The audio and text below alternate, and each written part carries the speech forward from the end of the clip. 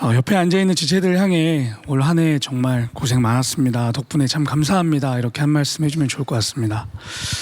네. 저는 일청 삼진을 섬기고 있는 이호영 목사이고요. 1월부터 2주에 한 번씩 저희는 진예배를 드리는데 에베소서 본문을 나눴었거든요. 네, 순서상 오늘이 에베소서 6장 10절에서 20절 말씀인데 순서상 이 본문을 그래서 선택하게 됐습니다.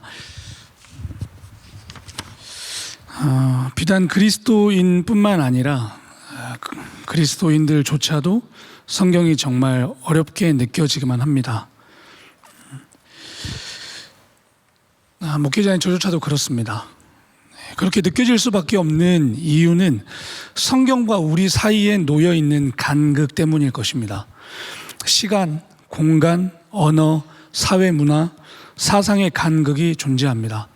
그렇기 때문에 성경을 가까이 하지 않을 뿐더러 깨닫고자 애쓰는 자들 또한 없다는 것이 작금의 현실인 것 같습니다. 더욱이 이성과 합리성을 강조하는 현대 사조와 학교 교육, 과학적으로 증명이 되어야 신뢰할 수 있고 믿을 수 있다는 것을 배우고 있죠. 대다수의 현대인들은 그래서 마귀와 악한 영들은 신화 속에 등장하는 존재로 그렇게 간주하죠. 심지어 그리스도인 가운데도 마귀와 악한 영들의 존재를 인정하지 않는 사람들이 많으며 인정하더라도 영적 존재들에 대해 말하는 것을 꺼리기도 합니다. 여러분은 어떻습니까? 마귀와 악한 영들이 존재한다는 것을 인정하십니까?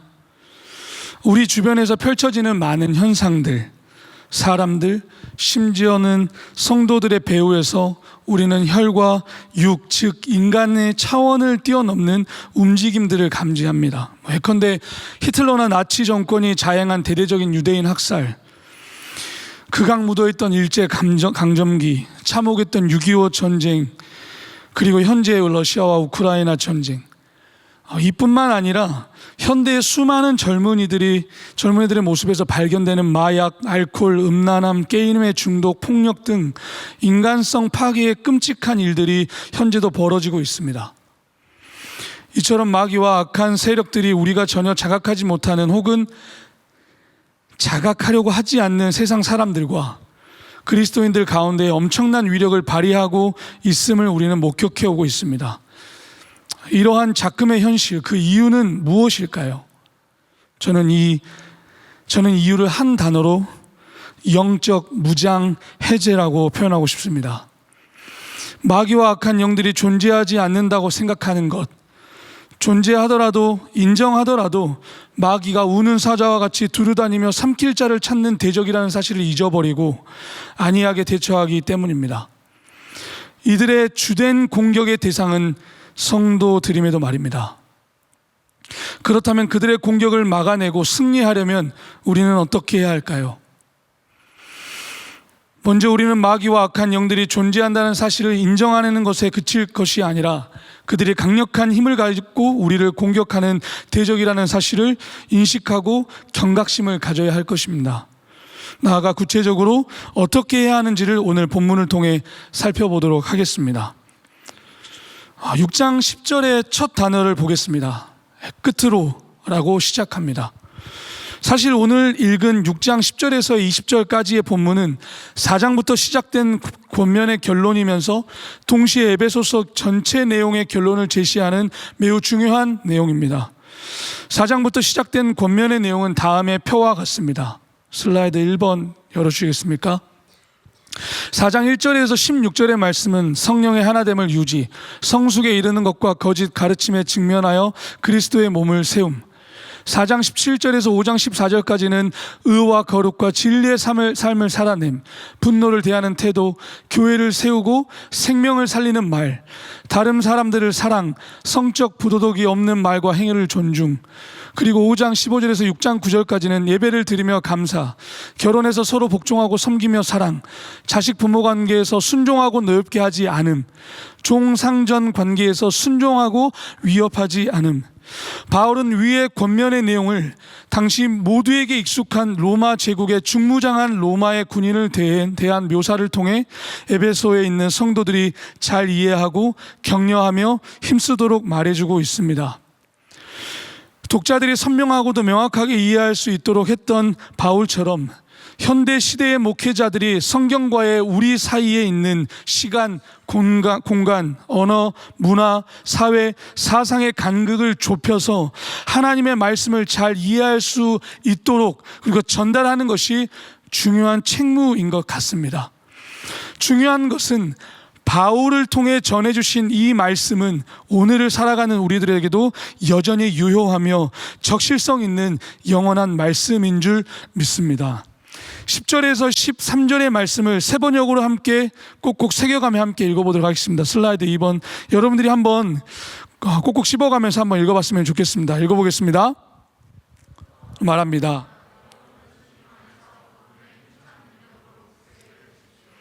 악마의 관계에 맞설 수 있도록 하나님이 주시는 온몸을 덮는 갑옷을 입으십시오. 우리의 싸움은 인간을 적대자로 상대하는 것이 아니라 통치자들과 권세자들과 이 어두운 세계의 지배자들과 하늘에 있는 악한 영들을 상대로 하는 것입니다. 그러므로 하나님이 주시는 무기로 완전히 무장하십시오. 그래야만 여러분이 악한 날에 이 적대자들을 대항할 수 있으며 모든 일을 끝낸 뒤에 설 수 있을 것입니다. 전쟁터에 아무런 장비 없이 나가는 사람은 없을 것입니다. 지피지기면 백전불태라는 말이 있듯이 마귀와 악한 영들의 실체를 인지하지 못하고 그들을 과소평가하게 되면 하나님께서 주시는 전신갑주를 입을 필요성을 느끼지 못하며 아무런 무기도 없이 우리 자신의 하잘것없는 힘을 가지고 맨몸으로 전쟁터에 나갈 것입니다. 결과는 불보듯 뻔하지 않겠습니까? 순식간에 패배당하고 말 것입니다. 그러하기에 우리는 우리 안에 없는 힘을 외부로부터 공급받아야 하는 것입니다. 10절은 슬라이드 2번 보여주시겠습니까? 10절은 힘의 위치와 슬라이드 2번 보여주시겠습니까? 10절은 힘의 위치와 그 힘의 근원이 어디에 있는지를 말씀해 주고 있습니다. 굳세게 되십시오. 강건케 하십시오 라는 헬라 말은 엔듀나미오입니다. 이 단어는 명령형 현재 수동태로 쓰였습니다. 무슨 말입니까? 우리는 지금 바로 지금 능력을 힘을 공급받아야 한다는 말입니다. 우리를 연약하게 만드는 것들이 너무나도 많아서 우리가 그것들을 대항하기에 쉽게 지쳐버립니다. 주님께서 우리에게 힘과 능력을 공급해 주지 아니하시면 우리는 필패할 것입니다. 그러하기에 우리는 주님 안에 힘과 능력을 공급받아야 할 것입니다. 여러분, 우리가 하나님께서 주시는 전신갑주를 입어야 하는 이유는 적대 세력이 혈과 육, 즉 인간이 아닌 영적이고 초자연적인 세력들, 그들을 능히 대적하기 위해서입니다. 대적한다는 말은 stand against 라는 말이거든요. 혈과 육에 대한 싸움이라면 우리의 혈과 육을 보다 강하게 단련해서 멸할 수 있는, 단련하거나 아니면 멸할 수 있는 무기를 갖춤으로써 싸움에 임할 수 있을 것입니다. 그러나 통치자들과 권세자들과 어두운 세계, 슬라이드 2번 계속 보여주시겠습니까? 지배자들과 하늘에 있는 악한 영들은 인간 통치자들이 아닌 보이지 않는 영적인 실체인 것입니다. 이들은 모두 하나님과 그분의 군사들을 대적하며 강력한 힘을 가지고 불순종의 아들들 가운데서 역사합니다. 바울은 마귀의 기원에 대해서는 언급해주고 있지 않습니다. 그러나 슬라이드 3번 보여주시겠습니까? 성경에서 마귀를 이렇게 규명합니다. 마귀는 악한 영들의 우두머리, 처음부터 죄를 범한 자, 처음부터 살인한 자, 거짓말쟁이며 거짓의 아비, 온 천하를 속이는 자, 성도들을 속이고 넘어지게 하는 자로 규명합니다. 성도들의 싸움의 대상은 바로 이런 자들입니다. 이런 자입니다. 그런가 하면 악한 날이라는 개념은 성도들이 악한 공격에 직면하는 매일매일을 가리킵니다. 동시에 악한 영들이 더욱 강한 힘으로 공격을 감행하는 박해나 시험의 때를 가리킵니다. 이들의 공격은 그리스도께서 재림하시는 날까지 계속될 것입니다. 그래서 우리는 그들의 공격에 직면하여 굴복하거나 물러서지 않고 능히 대적하기 위해 하나님께서 주시는 전신 갑주를 입어야 하는 것입니다. 모든 일을 끝낸 뒤에 설 수 있을 것입니다. 슬라이드 2번 보여주시겠습니까? 여기서 끝낸 이라는 말은 헬란말로 카타르가조마이라는 말입니다. 성경에서 이 단어를 정복하다라는 뜻으로 사용한 경우가 거의 없습니다. 행하다, 이루다 또는 준비하다라는 의미로 사용되었습니다. 따라서 이 말은 마지막 날 심판 때 하나님의 인정을 받기 위해 우리가 서야 된다는 그 말이 아니라 마귀와 악한 영들과 싸울 준비를 모두 마치고 굳게 서라는 것입니다. 14절부터 17절까지 슬라이드 4번 보여주시겠습니까? 우리 여러분들이 한번 읽어보도록 하겠습니다. 읽겠습니다. 굳건히 서서 진리로 허리를 동이고 정의로 가슴에 무장을 하고 발에는 평화의 복음을 갖추어 신고 이 모든 것에 더하여 믿음의 방패에 손을 드십시오. 그것으로써 여러분은 악한 자가 쏘는 모든 보라살을 막아 꺼버릴 수 있을 것입니다. 그리고 구원의 투구를 받고 성령의 곰 곧 하나님의 말씀을 받으십시오. 네, 다음 슬라이드 보여주시겠습니까? 전신갑주의 6가지의 기능, 그 의미 이렇게 나와 있습니다. 진리의 허리띠, 의의 호심경, 평안의 복음의 신발, 믿음의 방패, 구원의 투구, 성령의 검 이렇게 나와 있습니다. 이러한 기능과 의미에 관해 설명하기 전에 에베소서에서 바울이 말하는 한 가지 주제를 통해 사실은 이 에베소서 서신을 끌어가고 있다라고 저는 보는데, 그 단어 한 단어로 얘기하면 헬라 말로는 페리파테오, 그걸 영어로 번역하면 to behave, to live, 즉 사는 것을 말하거든요. 다시 말해서 이전에는 너희가 그리스도 밖에서 불순종의 아들들로 살았으나 이제는 그리스도 안에서 빛과 진리의 삶을 살라는 것입니다. 슬라이드 6번 보여주시겠습니까? 제가 한번 읽어보도록 하겠습니다. 그는 허물과 죄로 죽었던 너희를 살리셨도다. 그때 이전에는 그리스도 밖에 있었을 때 너희는, 우리를 말하는 것이죠, 그 가운데서 행하여, 무슨 말이겠습니까? 살면서, 그 가운데 살면서 페리파테오, 이 세상 풍조를 따르고 공중의 권세 잡은 자를 따랐으니 곧 지금 불순종의 아들들 가운데서 역사하는 영이라. 전에는, 그때는 똑같은 말입니다. 우리도 그 가운데서 우리 육체의 욕심을 따라 지내며 육체와 마음에 원하는 것을 하여 다른 이들과 같이 본질상 우리가 바로 진노의 자녀였던 것이었습니다. 2장 10절, 우리는 그가 만드신 바라 그리스도 예수 안에서 선한 일을 위하여 지으심을 받은 자니 이 일은 하나님이 전에 예비하사 우리로 그 가운데서 페리파테오, 살게 하려 하심이라. 다음 슬라이드 보여주시겠습니까? 또 제가 읽겠습니다. 그러므로 주 안에서 갇힌 내가 너희를 권하노니 너희가 부르심을 받은 일에 합당하게 페리파테오, 뭐겠어요? 살라, 살게 하기 위하여 살라. 그러므로 내가 이것을 말하며 주 안에서 증언하노니 이제부터 너희는 이방인이 그 마음에 허망한 것으로 페리파테오, 살았던 것 같이 더는 그렇게 페리파테오, 살지 말라라고 얘기하고 있는 것이죠. 그리스도께서 너희를 사랑하신 것 같이 너희도 사랑 가운데서 살아라. 그는 우리를 위하여 자신을 버리사 향기로운 제물과 희생 제물로 하나님께 드렸느니라. 너희가 전에는 어둠이었더니 이제는 주 예수 안에서 빛이라, 빛의 자녀들처럼 살아라, 그 말인 것입니다.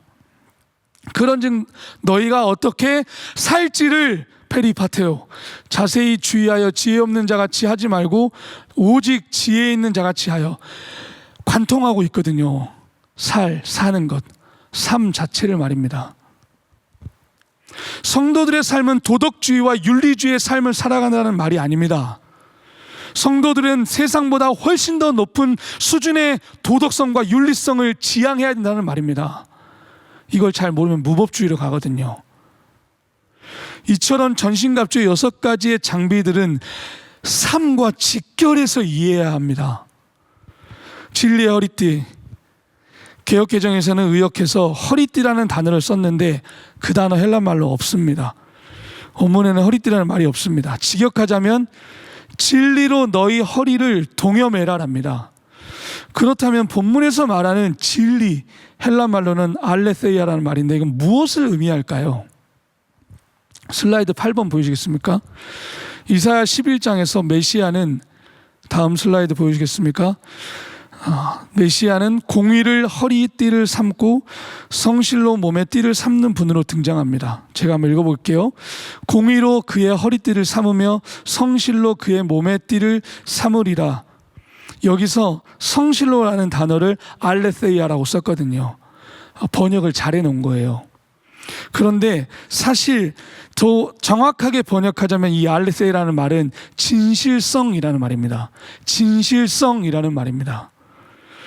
에베소서에서 진실성이라는 말은 하나님을 따라 창조된 새 사람의 특성을 가리키거든요. 마귀의 특성이 뭐예요? 거짓을 벗어버리고 마음과 행동에서 진실성 있는 그 삶을 드러내라는 것입니다. 그게 진리로 너희 허리띠를 동여매라는 것이거든요. 두 번째, 의의 호심경. 다시 슬라이드 8번 보여주시겠습니까? 의의 호심경, 즉 가슴, 폐, 심장 등 중요한 장기들을 보호하기 위해 입었던 가슴막이, 가슴막이에 앞에 의라는 단어를 바울이 붙였습니다.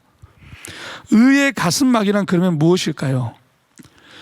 그리스도를 믿어 의롭다 함을 얻는 것, 즉 자신의 의가 아니라 그리스도의 의로 옷을 입는 것이야말로 마귀와 악한 영들의 정면 공격에 우리를 보호해주는 굳건한 가슴막이임에는 틀림없습니다. 그러나 여기서 우리는 반드시 기억해야 할 것이 있습니다. 하나님의 은혜로 의롭다함을 얻은 것을 굳게 확신하는 자들은 반드시 삶 속에서 의를 행하며 의의 열매를 삶 속에서 맺어야 하는 것입니다. 세 번째, 평안의 복음의 신발. 사실 이게 굉장히 좀 어려운 구절 중에 하나인데 표준 세번역을 제가 일부러 그래서 가져오지 않았거든요. 슬라이드 좀 더 올려주시면 아까 위로 좀 더 올려봐 주시면은 공동 번역이랑 그 다음에 제가 세번역 이걸 같이 가져왔거든요. 일부러 공동 번역을 가지고 온 거예요. 왜냐하면 세번역에서는 15절을 어떻게 번역을 했냐면은 평화의 복음을 사람들에게 전할 준비로서의 개념으로 저렇게 번역을 해놔버렸거든요. 근데 여기에 이제 공동 번역 갖추다라는 말로 번역을 해놨어요. 저는 이게 정말 번역을 잘했다고 보거든요. 갖추다라는 말은 이제 헬란 말로 헤토이마시아라는 단어인데 이는 준비라는 말이 있어요. 근데 저는 여기 이 단어가 확고함이라고 번역하는 게 적절한 번역이라고 생각하거든요. 물론 두 가지 의미를 가지고 있습니다. 그러나 확고함, 견고함이라고 번역하는 것이 더 적절하다고 생각해요. 왜냐하면 지금 계속해서 마귀와 악한 영들과 싸움을 준비를 하라는 것이거든요. 그 말은 무슨 말이냐면은 확고함, 즉 평안의 복음이 주는 견고함과 확실함, 그 확고함을 너희가 신고 마귀와 악한 영들을 대적해서 설하라는 말이거든요. 이게 우리가 복음이라고 하는 그것이 우리에게 얼마나 확고하고도 확고부동한 것을 우리에게 심어주는지 우리가 알 수 없습니다. 앞서서 복음을, 그러니까 유대인들과 이방인 사이에 평화가 선포가 됐어요. 그 허물을 무너뜨려 버렸단 말이에요. 그래서 평화를 깨고 분열시키고자 하는 끊임없는 마귀의 공격을 저항하면서 평안의 복음을 지속적으로 세워져 갈 수 있도록 서서 지켜가라는 것이거든요. 그래서 저는 공동 번역이 좀 더 맞다라고 생각을 해서 평화의 복음의 견고함을 신어라, 그렇게 번역하는 게 더 적절하다고 생각합니다. 네 번째, 믿음의 방패. 믿음의 방패는 당시 로마에 중무장했던 군인들에게 길이가 세로는 120cm, 저의 한 3분의 2 정도 될 것 같아요. 폭은 대략 70cm로 방패 겉면에는 1차적으로 천을 씌웠는데 천을 씌우고 그 위에 가죽을 덮었습니다. 전투에서 그 방패에 물을 적시면 적의 어떠한 불 화살도 막을 수 있었거든요. 그런데 바울은 방패 앞에 뭐라고 썼나요? 슬라이드 8번 다시 보여주겠습니까? 방패 앞에 믿음이라고 하는 단어를 덧붙였습니다. 무슨 말이겠습니까? 방패는 곧 믿음이라는 말입니다. 다시요.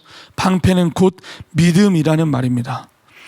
에베소서 전체에서 믿음이라고 하는 주제가 전체에서 언급되고 있거든요. 여러분들이 집에 돌아가시면 보시면 됩니다. 이 믿음은 그리스도를 신뢰하는 것이며 그리스도의 군사들을 보호하시는 그분의 능력을 확신하는 것을 말합니다.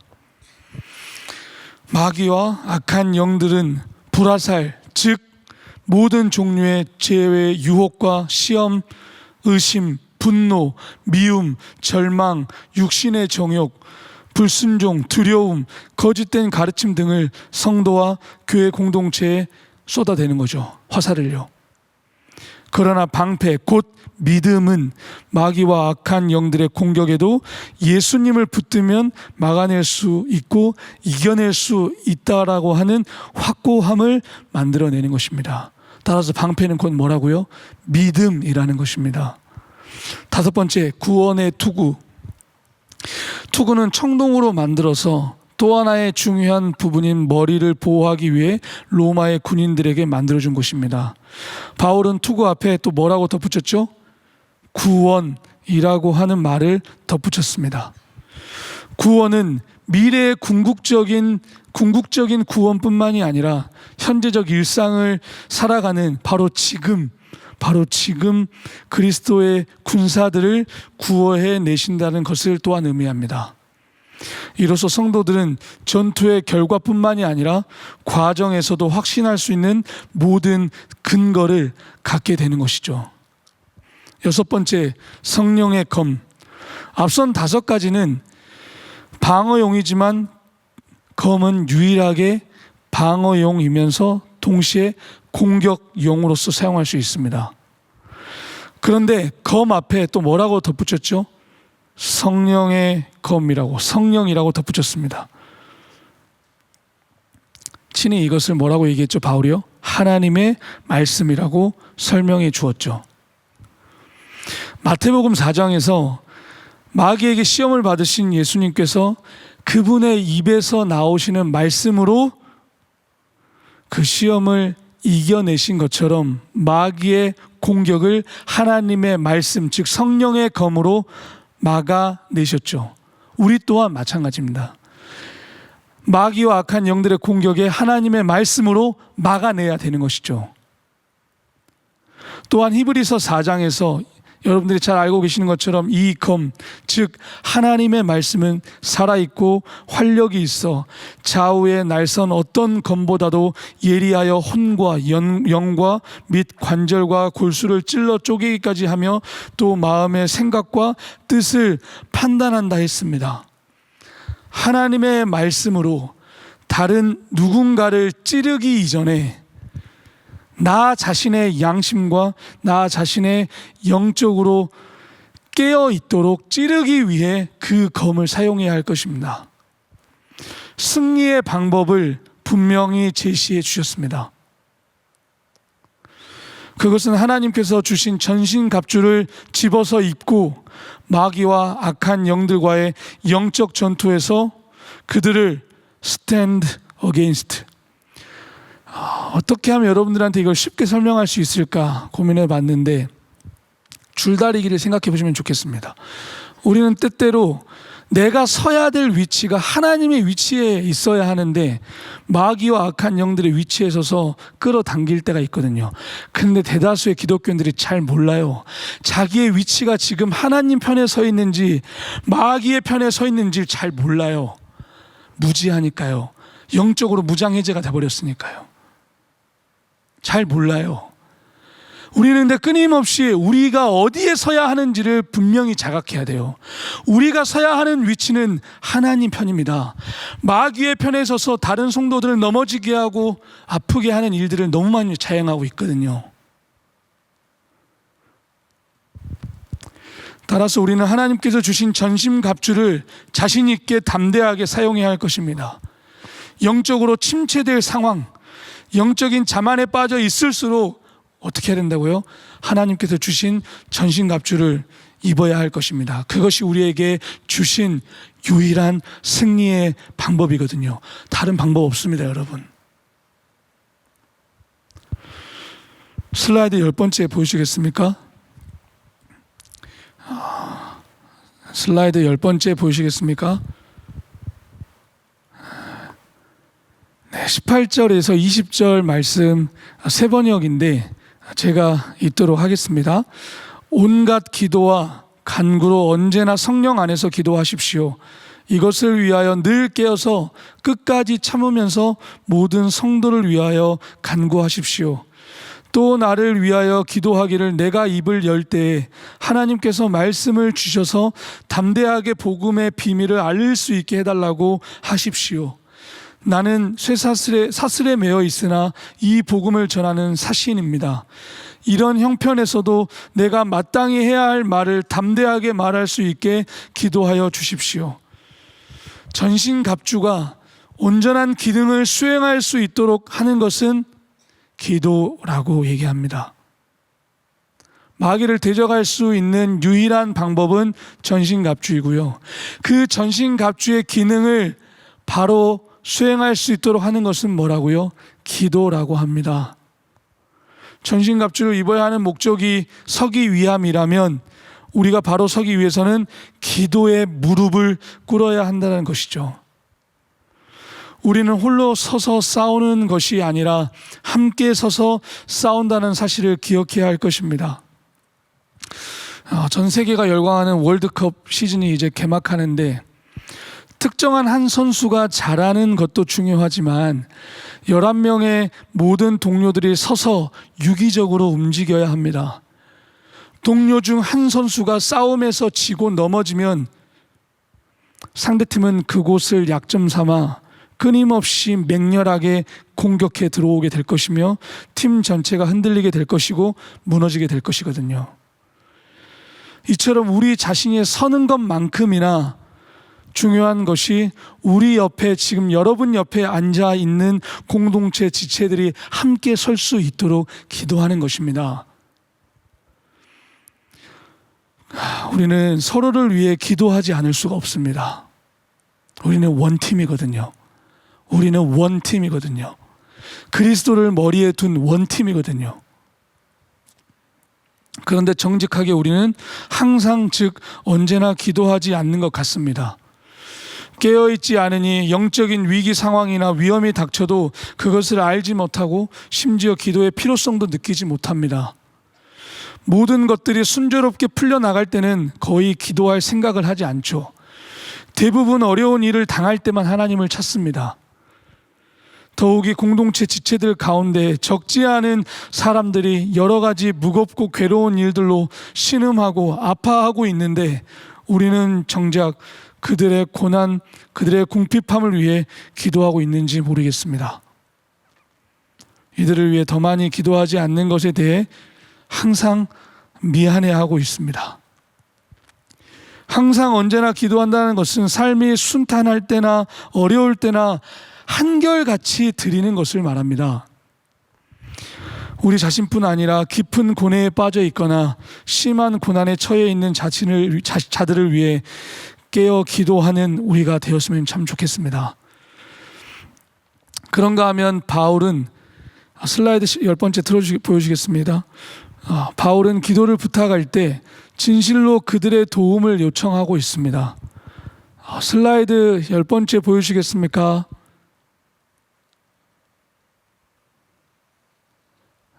네, 계속 내려주지 마시고 놔주세요. 바울은 기도를 부탁할 때 진실로 그들의 도움을 요청하고 있습니다. 바울이 쇠사슬에 매어 있는데 이것은 복음의 진보를 막으려는 마귀의 책동의 결과인데도 불구하고 고난을 면하거나 쇠사슬에서 풀려날 수 있도록 기도해 달라고 바울은 기도하지 않습니다. 도리어 그가 입을 열 때 하나님께서 그에게 말씀을 주셔서 복음의 비밀을 담대히 알릴 수 있게 해달라고 기도를 요청하고 있습니다. 여기서 쇠사슬, 사슬이라고 하는 헬란 말은 할루시스라는 말인데 이 말은 부유한 여성들이나 고위층 남성들이 손목에 두르는 금 장식을 의미하거든요. 나아가 당시 축제나 행사에서 사신들을 보낼 때 자신이 대표하고 있는 국가의 부유함과 권세와 위엄을 나타내기 위해 이 할루시스, 사슬을 찾거든요.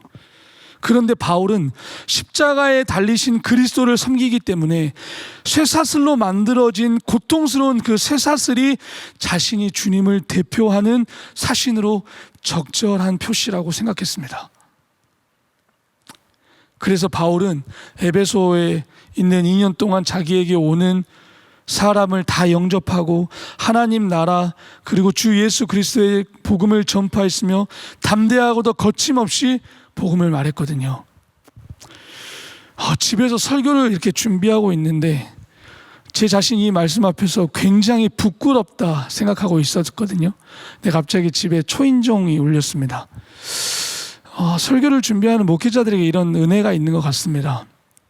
내려가서 문을 열었는데 40대 정도 돼 보이는 남성분이 서 계셨습니다. 어떻게 오셨나요? 물었습니다.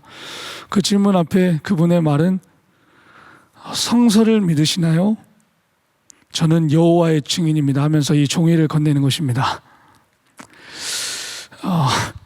문을 닫을까도 했는데 너무 말끔한 옷차림과 너무 세상 밝은 표정을 가지고 따뜻한 미소로 저를 대해 주신 분이어서 문을 열어놓고 그분과 함께 대화를 나누기 시작했습니다.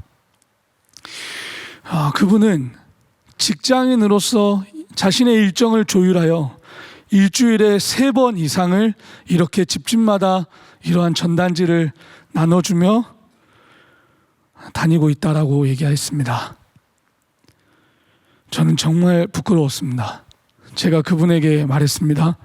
제가 사실 개신교 목사인데 참 많이 부끄럽고 많이 배웠습니다 라고 말했거든요. 그렇게 이야기를 마무리하고 자리에 앉아서 계속해서 설교 준비를 하고 있는데 정말 부끄러웠습니다. 나는 얼마나 복음을 담대하게 전하고 있는가, 복음을 전하는 것을 부끄러워하고 있지 않는가, 사람들의 시선을 두려워하고 있지 않는가, 여러 가지 질문들이 제 마음을 파고드는 것이었습니다. 저는 여러분들에게 진실로 기도 부탁을 드리고 싶습니다. 여러분, 저를 포함한 현대교회 목회자들이, 설교자들이 그리스도의 사신 쇠사슬의 메인자들로 교회 안에서만이 아니라 밖에서도 복음을 담대하게 말할 수 있고 또 그렇게 살아갈 수 있도록 그렇게 해달라고 기도해 주시기를 간곡히 부탁드립니다. 윌리엄 거널이라는 사람이 다음과 같은 말을 했습니다. 구원받는 한 영혼을 두고 하늘의 기쁨의 종이 울려 퍼지는 것과 동시에 지옥의 지상벨이 요란스럽게 울리는 것이라고 말했습니다. 이것이 성도들의 변화의 양면성입니다. 한 면에서는 하나님의 일하심을 통해 옛사람에서 새사람으로 지음받아 주님께 속한 자가 되었지만 또 다른 면에서는 하나님을 미워하고 대적하는 마귀 진영의 맹렬한 공격 앞에서 성도들이 놓이는 것을 의미합니다. 그러니 혹 여러분 일상 가운데 마귀 세력의 교묘하고 집요한 공격, 즉 미움과 갈등, 분노, 교만, 대립, 갈등, 이질감, 모멸감, 부당한 요구를 비롯한 부도덕한 행위 이 밖에도 흔들어대는 많은 요소들을 이상하게 여기지 마십시오. 주님 안에 있는 자들에게 일어난 지극히 정상적인 삶의 모습들이라고 여겨주시기 바랍니다. 1944년 6월 6일 유럽연합군이 노르망디에 상륙하던 날 D-Day 제2차 세계대전의 승리가 결정되었습니다. 그러나 연합군이 최종적인 승리를 거둔 날 Victory in Europe Day라고 말하는데, 즉 유럽 전승 기념일은 D-Day로부터 거의 1년이 지난 1945년 5월 8일이었습니다. 노르망디 상륙 작전으로 결정적인 승리를 거둔 이후에도 연합군은 독일군과의 수많은 전투를 해야 했고 많은 사상자들이 생겨났습니다. 그러나 독일군은 연합군의 진격을 막아낼 수 없었습니다. 여러분, 하나님은 그리스도의 십자가의 죽으심과 부활하심, 그것을 통하여 악한 영들과의 싸움에서 결정적인 승리를 거두셨습니다. 하나님은 마귀 권세 아래에 있는 바로 우리 사람들을 건져내셔서 예수 그리스도의 날개 안으로 옮겨주셨습니다. 그러나 최종적인 승리의 날은 아직 오지 않았습니다. 그리스도께서 영광 중에 재림하실 때 비로소 최종적인 승리가 선포될 것입니다. 이를 신학적으로 일컬어 already but not yet, 이미 아직의 사이라고 말합니다. 주님의 재림 전까지 마귀의 악한 영들이 여전히 불순종의 아들들 가운데서 역사하면서 성도 개인과 교회 공동체를 공격할 것입니다. 전투가 아직 완전히 끝나지 않은 것입니다. 따라서 지금은 위험한 시대이며 계속해서 악한 영들과 전투를 해야 하는 시대라는 사실을 인지하고 경각심을 가져야 할 것입니다. 그러나 너무 걱정하거나 염려하지 마십시오. 왜냐하면 이 싸움은 이미 승리를 쟁취하고 결정 짓기 위한 싸움이 아니기 때문입니다. 승리는 이미 결정되었습니다. 그리스도 안에서 이미 얻은 것들이 다시 빼앗길지도 모르는 그런 싸움이 아닙니다. 오히려 얻은 것들을 서서 지켜내는 싸움입니다. 얻은 것들이 얼마나 탁월한 것인지를 검증해 보는 싸움입니다.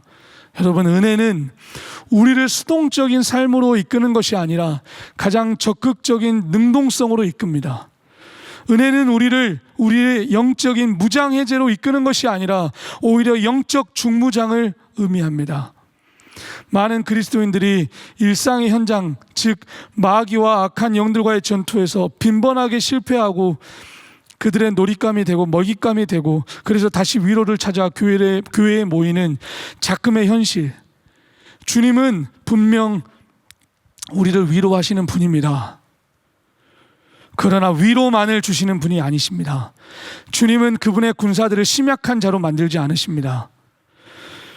우리는 위로만을 얻기 위해 주님을 찾고 교회에 모이는 것을 넘어서서 예수 그리스도의 옷, 즉 전신갑주를 입고 일상의 현장, 즉 영적 마귀와 악한 영들과의 전투를 위한 재충전하기 위해 주님을 찾고 교회에 모여야 할 것입니다.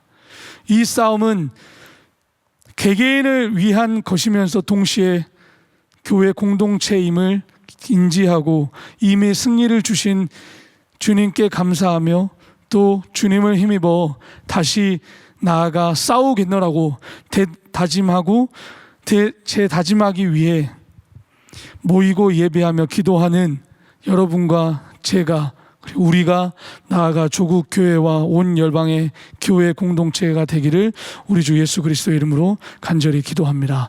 우리 일어나서 함께 찬양하겠습니다.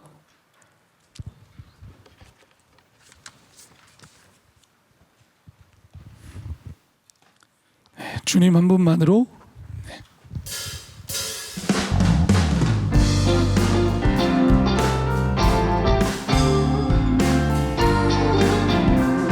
주님 한 분만으로, 주님 한 분만으로 나는 만족해. 나의 모든 것 대신 주님 찬양해.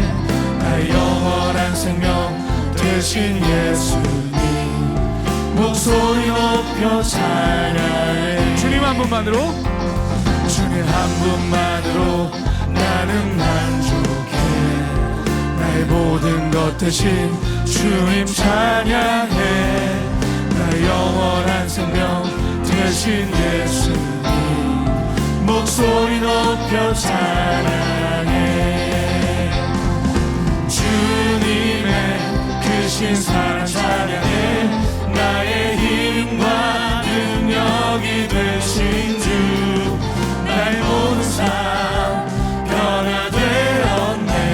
주의 크신 사랑 찬양해. 주님의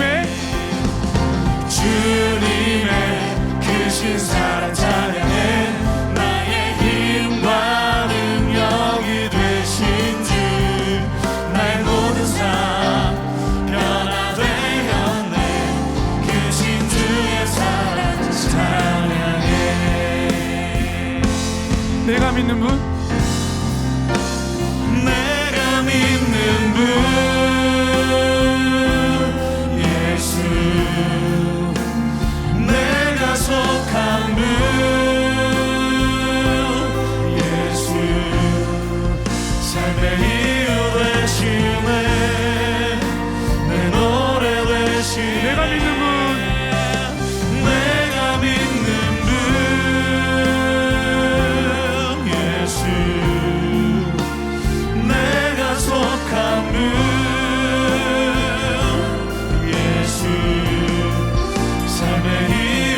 대신에 내 노래 대신에